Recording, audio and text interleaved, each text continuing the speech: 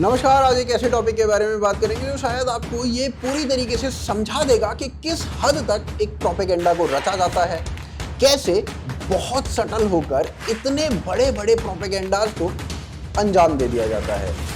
ये एक मौलवी है, ये एक पंडित यानी कि एक हिंदू है, और ये एक साधु है यानी कि ये भी एक हिंदू है, और ये एक मुस्लिम समाज का व्यक्ति है।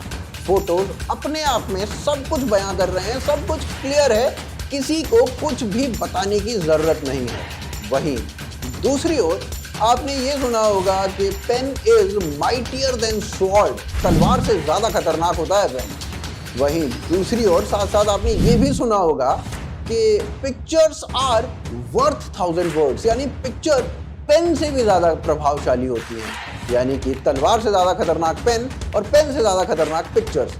अच्छा, इस न्यूज़पेपर की कटिंग में आप सबसे पहले क्या देख रहे हैं? एक फोटो या कोई शब्द? बस इन्हीं दो चीजों के बेसिस पर रचा जाता है पूरा प्रोपेगेंडा। तो चलिए शुरू करते हैं।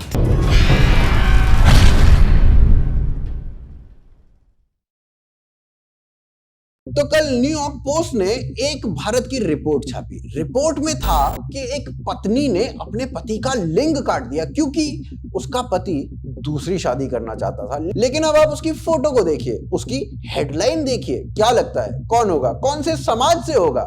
जवाब मिल चुका होगा फोटो देखकर ही। अब ये पढ़िए क्या नाम है। नाम है मौलवी वकील अहमद। मौलवी ऐसा होता है, साधु ऐसा होता है, मगर न्यूयॉर्क पोस्ट के लिए मौलवी ऐसा होता है। क्या आप समझ सकते हैं कि किस लेवल पर प्रोपेगेंडा हो रहा है, कितने सटल लेवल पर इसको सेट किया गया है? और ये कोई पहली बार नहीं है।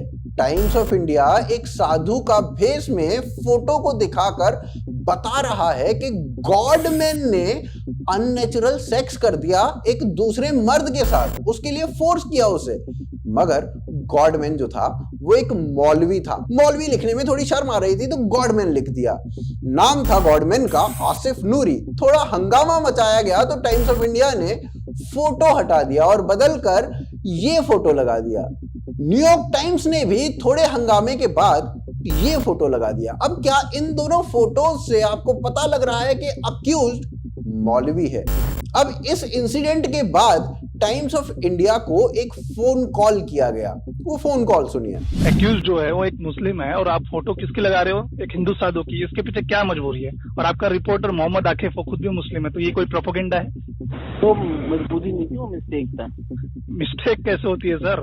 आज तक एक भी ऐसा एग्जांपल दिखा दीजिए जिसमें एक हिंदू एक्यूज और आपने किसी मुस्लिम मौलाना फकीर की फोटो लगाई हो। एक भी आप एग्जांपल दे दीजिए मुझे टाइम्स ऑफ इंडिया की पूरे हिस्ट्री में। तो समझ की गलतियां थोड़ी की जाती हैं। टाइम्स ऑफ इंडिया के एम्प्लॉय ने कहा कि जी गलती से लग गई फोटो, गलती कोई जानबूझकर तो करता नहीं है। बात तो सही है, मगर ये जो गलती है ये आज तक दूसरी तरफ के लोगों के लिए क्यों नहीं हुई? एक एग्जाम्पल टाइम्स ऑफ इंडिया अपने इतिहास से निकाल कर दिखा सकता है कि ऐसी कोई गलती दूसरे समाज के लोगों के लिए की गई हो, मगर ऐसी गलतियों के एग्जाम्पल मैं दसियों दिखा सकता हूं जो इस तरफ के लोगों के लिए की गई हो, जिसके बारे में आगे बात भी करेंगे। अभी सवाल ये कि क्या ये हिंदू फोबिया है या नहीं, और अगर ये हिंदू फोबिया है तो हर चीज में बुक्का फाड़कर रो देने वाले वो लोग क्यों चुप हैं? तो चलिए अब चलते हैं मार्च अप्रैल 2020 में। इंडिया टुडे तबलीगी जमात के द्वारा फैलाए गए कोरोना केसेस को कुछ इस तरीके से डिपिक्ट करता है एक इन्फोग्राफिक के द्वारा। मीडिया का एक वर्ग दिखाता है कि तबलीगियों ने कैटलिस्ट का काम किया, वहीं दूसरी ओर दूसरी तरफ का जो मीडिया था वो कोशिश कर रहा था कि इसको छुपा लिया जाए, और छुपाने वाली लॉबी जो थी वो बहुत स्ट्रांग थी। उस लॉबी ने भारत को इस्लामोफोबिया डिक्लेयर करने की पूरी कोशिश करी। 3 अप्रैल को बीबीसी ने भारत में इस्लामोफोबिक कंसर्न दिखाने शुरू कर दिए। 12 अप्रैल को न्यूयॉर्क टाइम्स को लगता है कि रिलीजियस हेट भारत में फैल रही है कोरोना के दौरान। 15 अप्रैल अल जजीरा लिखता है भारतीय मीडिया इस्लामोफोबिक है। 19 अप्रैल को OIC यानी कि ऑर्गेनाइजेशन ऑफ इस्लामिक कॉरपोरेशन का ह्यूमन राइट कमीशन आ जाता है और कहता है भारत में इस्लामोफोबिया फैल रहा है, इस इस्लामोफोबिया को कम करना पड़ेगा। 21 अप्रैल अरब वर्ल्ड आ जाता है पिक्चर में और कहता है भारत से इस्लामोफोबिया को हटाना पड़ेगा, बहुत ज्यादा बढ़ रहा है, बहुत कंसर्न है हम। 21 अप्रैल को अरब की एक प्रिंसेस आ जाती है और भारत को इस्लामोफोबिक बताकर हमें ज्ञान देना शुरू कर देती हैं और ये कवायद कई दिनों तक लगातार चलती रहती है, मगर हिंदू फोबिक इन आर्टिकल्स को रोज कई सालों से लगातार छापा जा रहा है, मगर फिर भी कोई हंगामा नहीं, कोई बोलता ही नहीं, और वो भी तब जब हिंदुओं की शायद इसमें कोई गलती भी नहीं, गलती दूसरा समाज कर रहा है, फिर भी हिंदू फोबिक आर्टिकल्स छापे जा रहे हैं। 29 मई 2020 खबर छपती है, एक तांत्रिक ने महिला से दुष्कर्म किया। फोटो दिखाए जाते हैं एक साधु की जो रुद्राक्ष पहने हुए है, पर मौलवी का नाम असली होता है असलम। तांत्रिक वो होता है जो तंत्र विद्या जानता है, जो कि एक हिंदू विधि है। 23 जुलाई 2018 टाइम्स ऑफ इंडिया एक साधु का फोटो दिखाता है और कहता है इसने एक आदमी के साथ रेप कर दिया और जो रेपिस्ट है उसका नाम है आसिफ नूरी, मगर दिखाया जाता है साधु। बाद में टाइम्स ऑफ इंडिया ने माफी मांगी। 23 मई 2018 मिरर नाउ छापता है कि एक तांत्रिक ने रेप कर दिया एक महिला का, वो भी उसके पति के सामने। तांत्रिक वो जो तंत्र विद्या करता है, मगर रेपिस्ट था रहमत अली।